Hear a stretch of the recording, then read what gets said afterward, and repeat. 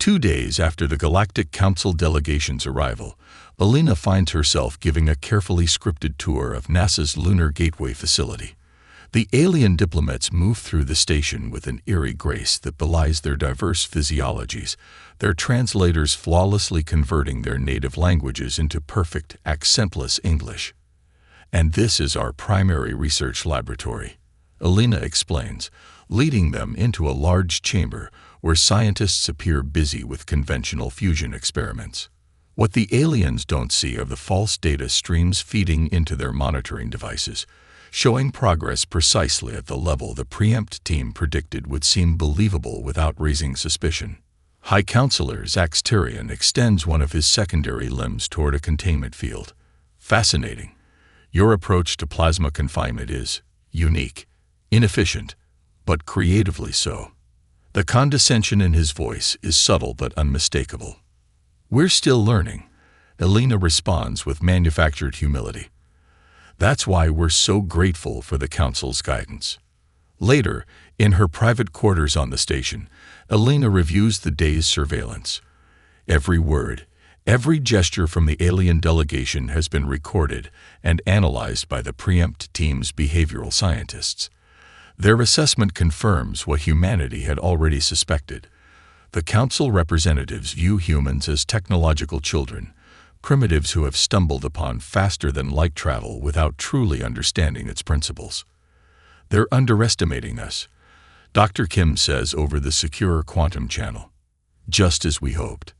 "Good," Alina replies, watching footage of Zax Tyrion examining Earth's primitive warp drive technology with barely concealed amusement. "The more they underestimate us, the greater our advantage when the time comes." In Antarctica, Dr. Blackwell stands before the United Nations Security Council in a chamber built half a mile beneath the ice. On the display behind her, footage shows the prototype dark matter core generating enough energy to power North America for a year, all contained within a sphere smaller than a basketball. "The fundamental breakthrough came when we stopped thinking of dark matter as just another form of matter," she explains. "It's not merely a substance, it's a gateway between dimensional states. By creating quantum resonance patterns within the dark matter medium, we can temporarily alter the relationship between our dimension and others, allowing for energy transfer, matter reconfiguration, and spatial displacement." In English, the Russian representative requests. Blackwell smiles. "We can fold space, generate nearly unlimited energy, and potentially alter the basic properties of matter itself. And we can do it with technology the Council believes is theoretically impossible." The Chinese representative leans forward. "And you're certain they have no idea?" "Positive," Blackwell confirms. "Their scientific paradigm has been stable for millennia. They've become victims of their own success, unable to conceive of approaches fundamentally different from their established models. When they look at us, they see primitive versions of themselves, not an entirely different path of technological evolution." As the meeting concludes, Alina receives the final update. Dark matter warship production facilities have been established on Mars, Europa, and in the asteroid belt.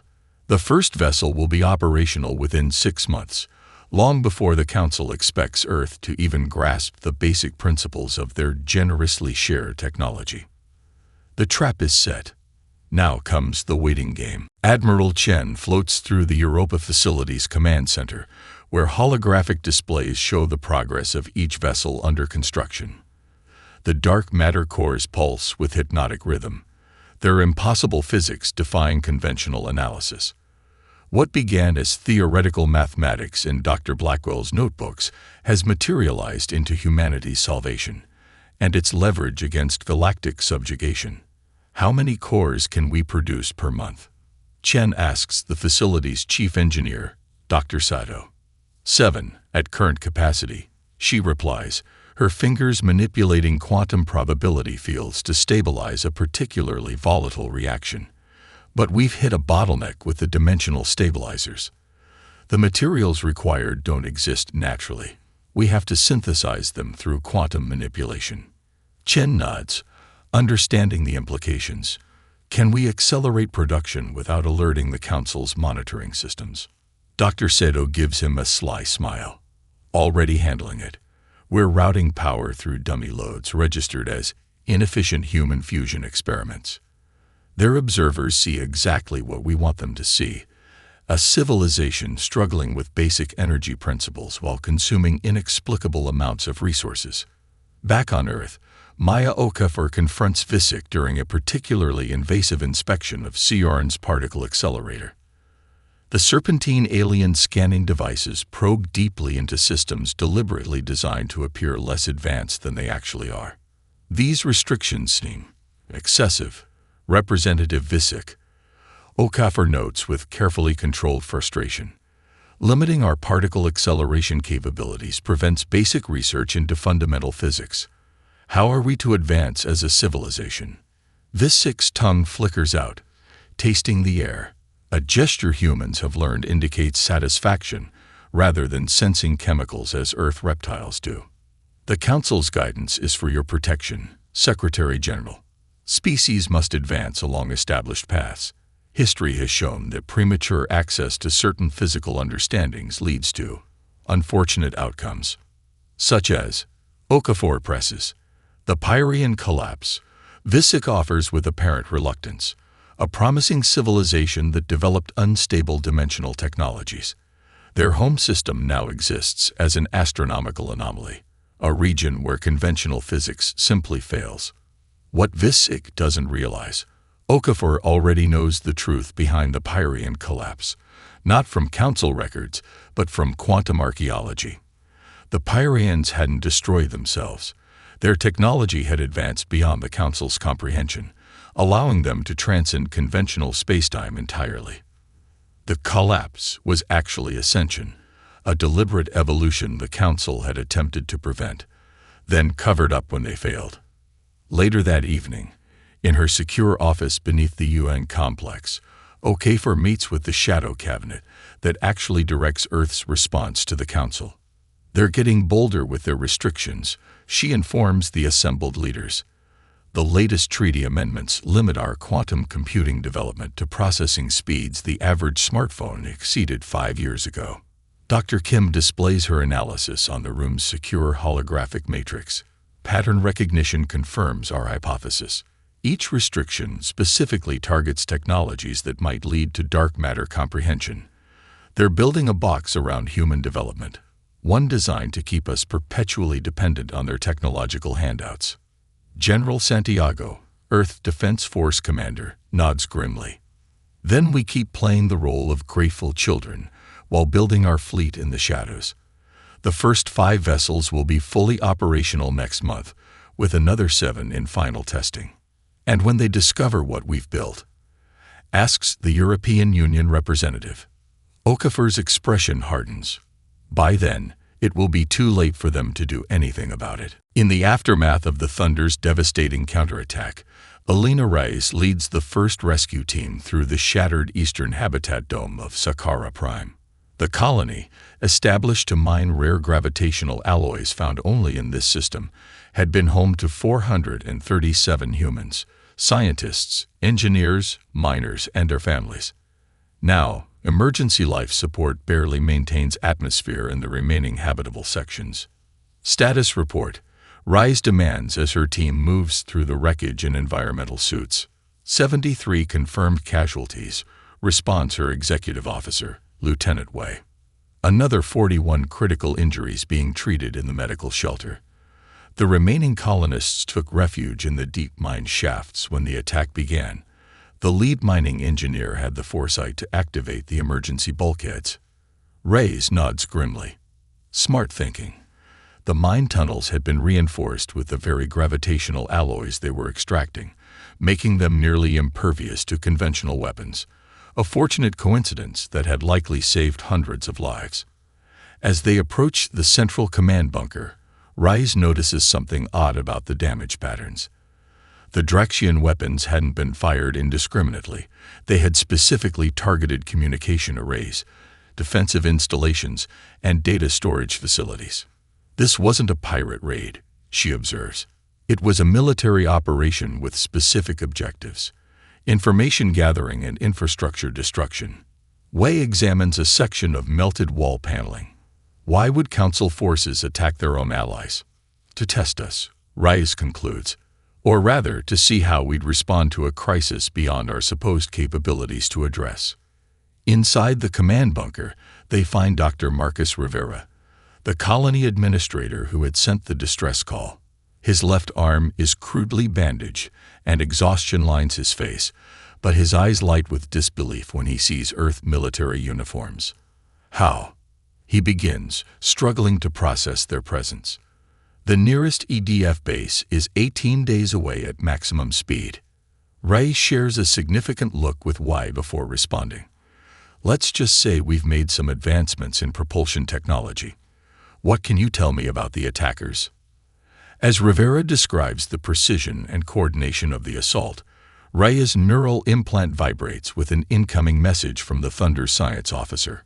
Analysis of residual energy signatures confirms the weapons used were standard-issue Draxian military, not the modified versions typically provided to actual pirates to maintain plausible deniability. When the medical teams have stabilized the wounded and engineers have restored basic life support to the colony, Rice returns to the Thunder.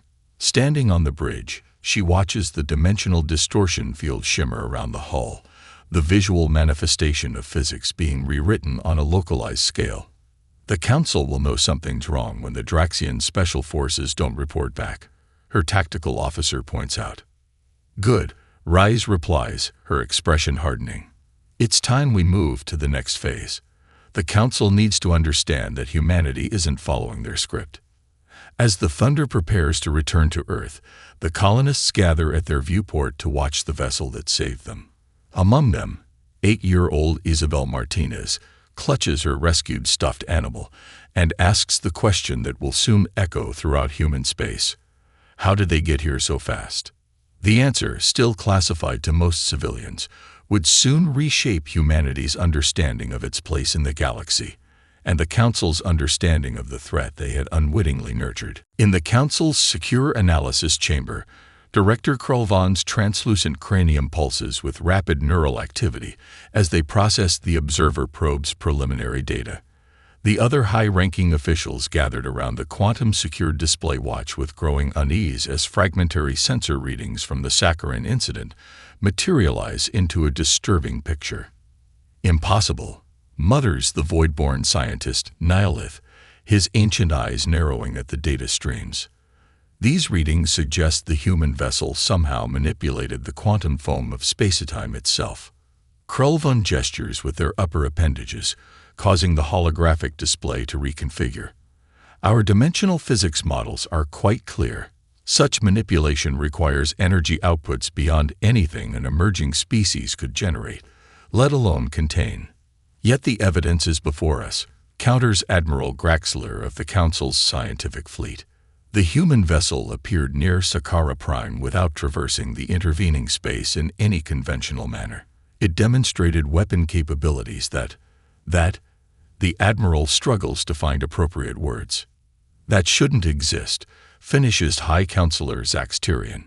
His primary eyes focus on the simulation of the Thunder's attack pattern, the vessel seemingly occupying multiple positions simultaneously. Our understanding of physics has remained constant for 12,000 cycles. The foundational equations established by the ancient progenitors cannot simply be wrong. Not wrong, Krulvan corrects carefully, perhaps incomplete. The implications of this statement hang heavy in the chamber. Council civilization, spanning thousands of worlds and hundreds of species, rests upon technological principles established millennia ago. Principles now potentially challenged by humans, a species that had only discovered faster than light travel within the last century. The observer probe must complete its mission. Zax Tyrion finally declares, we must understand how the humans achieved this technological leap, and more importantly, whether they truly comprehend what they've created. Meanwhile, on Earth, Ambassador Washington concludes her subcommittee meeting with Visick and returns to the embassy, where Admiral Rise awaits in the secure communication room. The space is completely isolated from external monitoring. a Faraday cage surrounded by quantum scramblers and dark matter interference generators that render even the Council's most advanced surveillance technology effectively blind. How did our serpentine friend react? Rise asks once the security protocols activate. Washington smiles. Precisely as expected. His species' biochemistry makes them surprisingly easy to read. Their scales flush slightly purple when they're anxious. He was practically violet by the time I finished, deflecting his questions about Sakara Prime. Rise nods in satisfaction.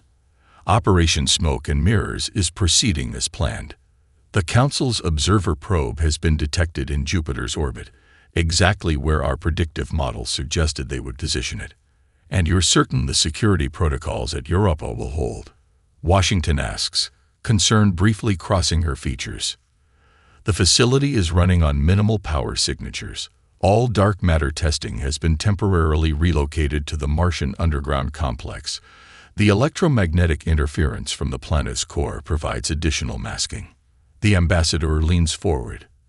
The UN Security Council is growing restless.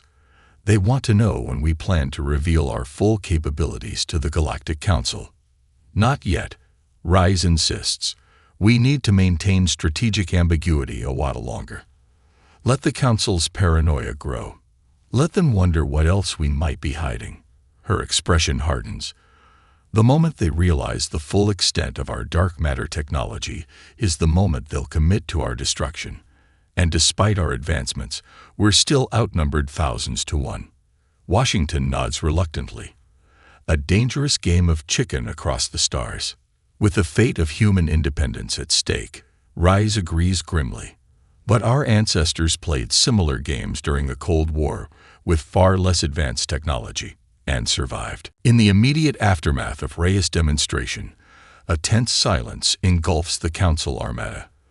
Aboard the Eternal Dominion, damage control teams scramble to restore primary sensor arrays, while medical personnel attend to crew members suffering from what the ship's A designates as perceptual trauma, a psychological response to witnessing physics behave in ways their evolved brains cannot properly process.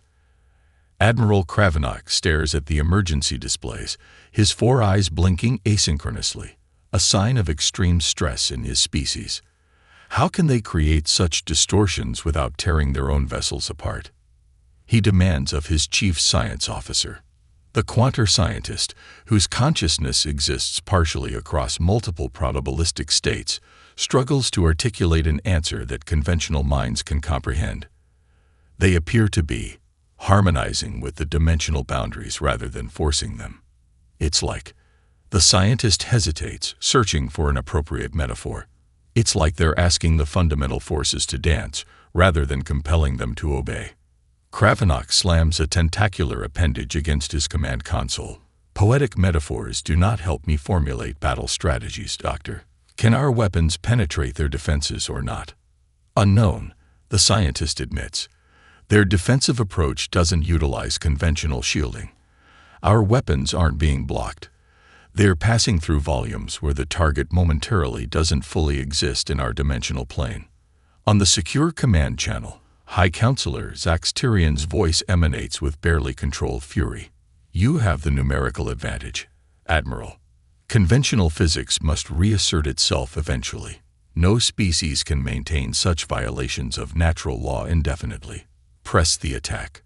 Kravinock hesitates, centuries of military experience warring with political obedience.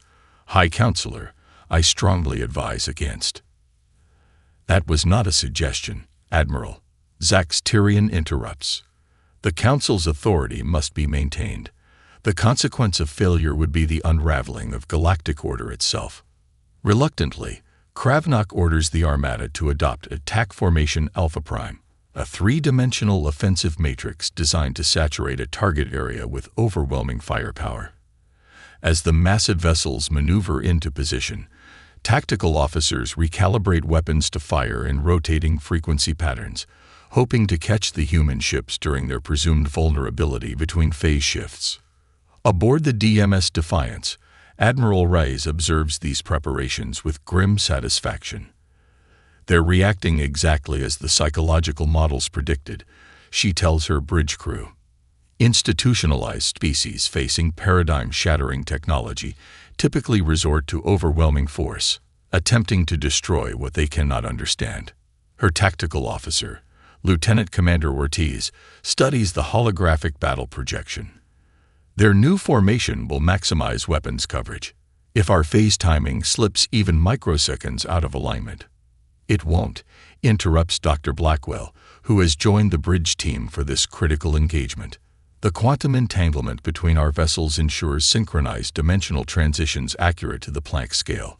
Even if they manage to hit one ship during transition, the dark matter cores are designed to absorb conventional energy and convert it to dimensional potential. Reyes nods, then opens the fleet-wide command channel. All vessels, prepare for Operation Phantom Dance. Remember your training. Intention shapes dimension. Visualize your positions clearly, maintain quantum coherence, and trust the technology. She pauses, then adds with quiet intensity, "Today we're not just fighting for Earth, but for the freedom of every species trapped in the Council's technological suppression. Make it count." As the two fleets accelerate toward their inevitable clash, the ancient, unchanged paradigm of Council supremacy rushes headlong toward its extinction, with humanity as both executioner and midwife to a new galactic order. In the chaos of battle, Lieutenant Commander Jackson monitors the quantum entanglement field linking the dark matter fleet. The technology doesn't merely allow for instantaneous communication.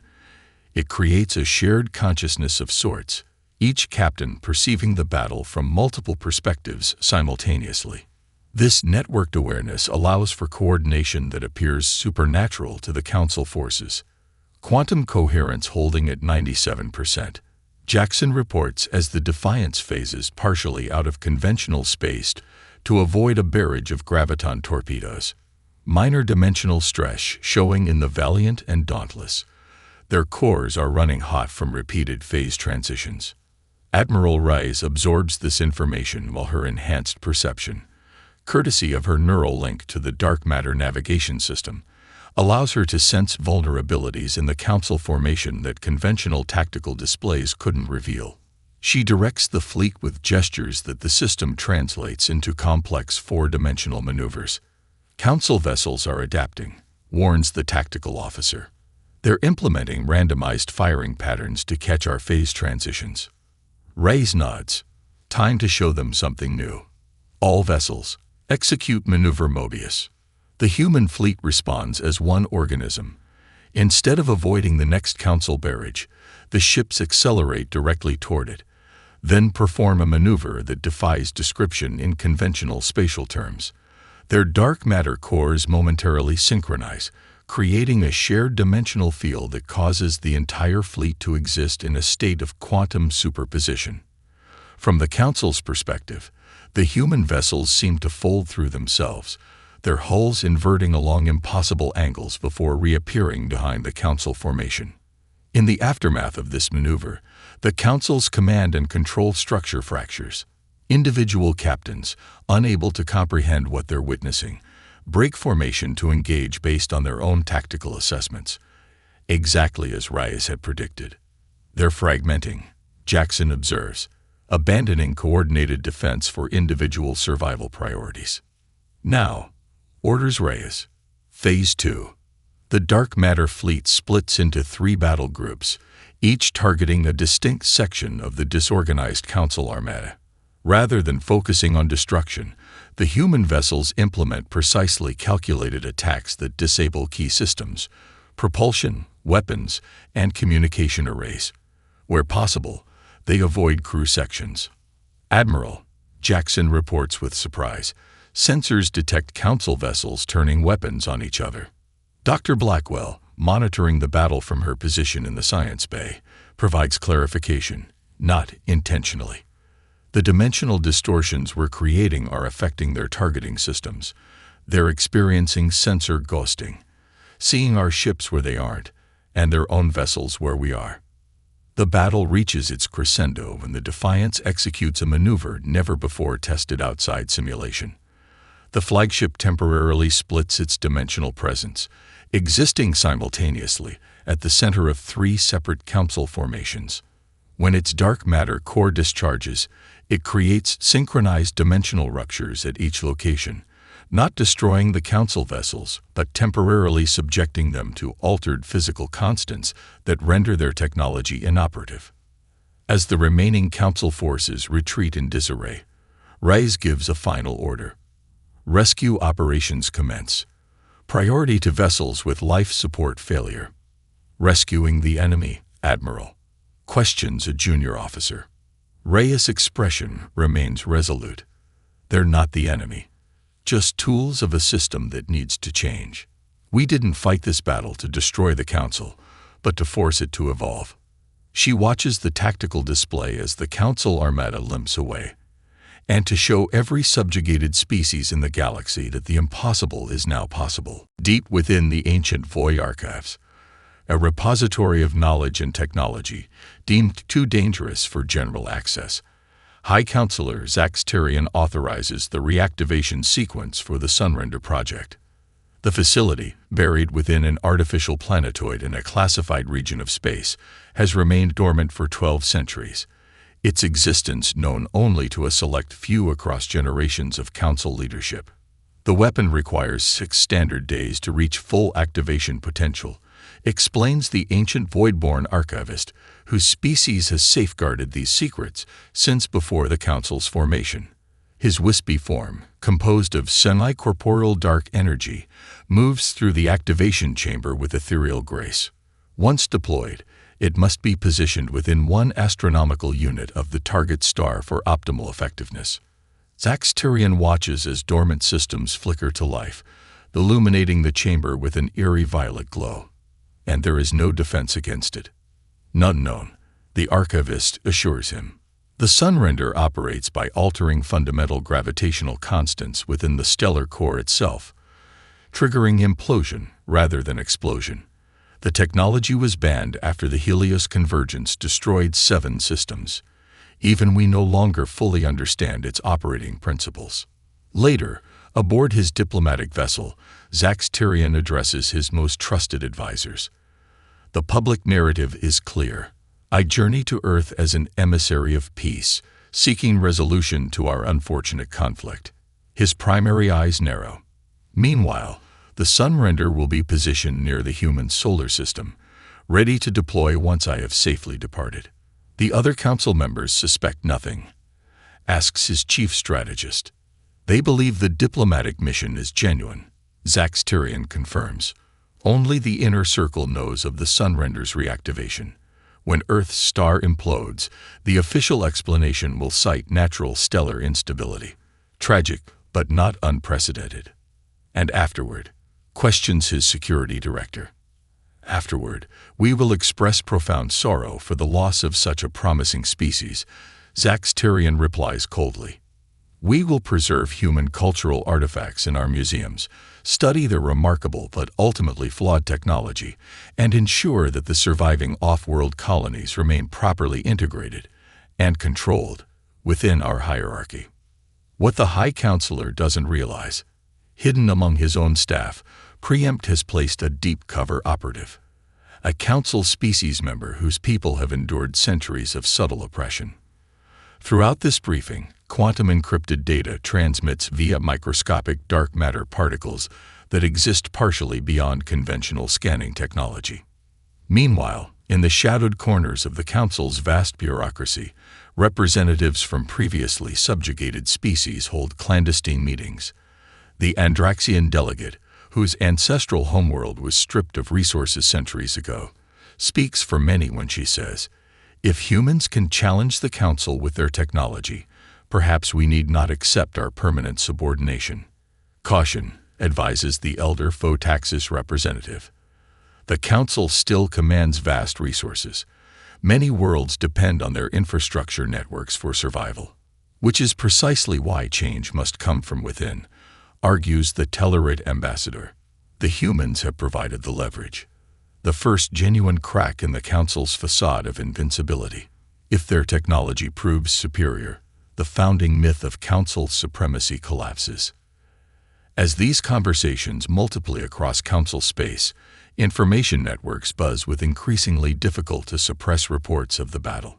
Despite official censorship, footage spreads, human vessels moving in ways that contradict established physics, Council ships retreating in disarray. On thousands of worlds, previously docile populations begin questioning the narratives they've accepted for generations. In his private chamber, Zax Tyrion reviews these disturbing trends with growing alarm. The political structure he has spent centuries maintaining is fracturing, not merely from external force, but from internal pressure long suppressed. The Sunrender is no longer merely a strategic weapon, but an existential necessity for preserving the order he has always known. With the Sunrender neutralized and the entire Council delegation witnessing humanity's technological supremacy, Reyes outlines Earth's vision for galactic restructuring. The terms aren't delivered with vengeance, but with surprising idealism, a fundamental reformation of interspecies relations built on equality rather than dominance. The Transition Council will include representatives from all species, regardless of technological development stage. Reyes explains, projecting a holographic model of the proposed structure. No single species or alliance will hold veto power over innovations or resource allocation. Technological sharing will be guided by ethical implications rather than political advantage. Zax Tyrion, his diplomatic leverage evaporated, attempts one final gambit. You seek to dismantle millennia of stable governance based on your limited understanding of galactic complexity. Without hierarchical structure, chaos will. Stability through suppression isn't peace, interrupts Secretary General Okafor. It's merely postponed conflict. Our proposal creates genuine stability through collaboration and mutual benefit. In the days that follow, news of the Sunrender's neutralization spreads through quantum-encrypted channels to previously subjugated species. The Council's most horrific weapon, one whose existence had been officially denied, exposed and rendered impotent by human technology. The psychological impact reverberates through galactic civilization like a shockwave. 3 weeks after the Earth negotiations conclude, the first sign of the new order emerges. The Andraxian homeworld declares independence from Council oversight. When the local Council garrison threatens intervention, 5 human dark matter vessels appear in orbit, not firing a shot but demonstrating Earth's commitment to the new paradigm. The garrison commander, recognizing the futility of resistance against such technology, orders a peaceful withdrawal. This pattern repeats across dozens of systems as former subject worlds assert autonomy under Earth's protective umbrella. Not conquest, but liberation, each species determining its own governance while participating in the newly formed Galactic Assembly. Admiral Reyes stands on the observation deck of the first diplomatic outpost established on the Council homeworld itself, a statement of both confidence and reconciliation. Beside her, Dr. Blackwell studies readings from the latest dark matter experiments. The technology continues to evolve. Blackwell notes, the cores are developing patterns we didn't program, almost like they're learning. Should we be concerned? Reyes asks. Not concerned, but mindful. We're manipulating forces we're still coming to understand. The Council's mistake was believing they knew everything worth knowing. We cannot make the same error. Below them in the diplomatic quarter, humans mingle with representatives from 100 worlds. Council citizens, initially fearful of retribution, have discovered that humanity seeks partnership, not revenge. Knowledge flows in all directions. The Quanters share their multidimensional mathematics, while human scientists explain their unique approach to dark matter manipulation. Do you think it will last? Asks Blackwell, watching the interspecies exchanges. This peace we've created. Reyes considers the question carefully. Nothing lasts forever, but we've established something the Council never truly achieved. Cooperation based on mutual respect rather than fear. Species working together because they choose to, not because they're compelled. As night falls over the Council capital, illuminating a skyline unchanged for millennia, but now humming with new possibilities, Reyes adds quietly, The Council maintained the same scientific paradigm for 12,000 years. Imagine what we might accomplish together in even a fraction of that time, with every species contributing their unique perspective rather than conforming to a single approved approach. In distant laboratories across the galaxy, researchers from formerly competing species collaborate on possibilities once forbidden. The dark matter revolution that began with humanity now belongs to all, a doorway to a future where the fundamental forces of nature themselves might be not merely harnessed, but understood.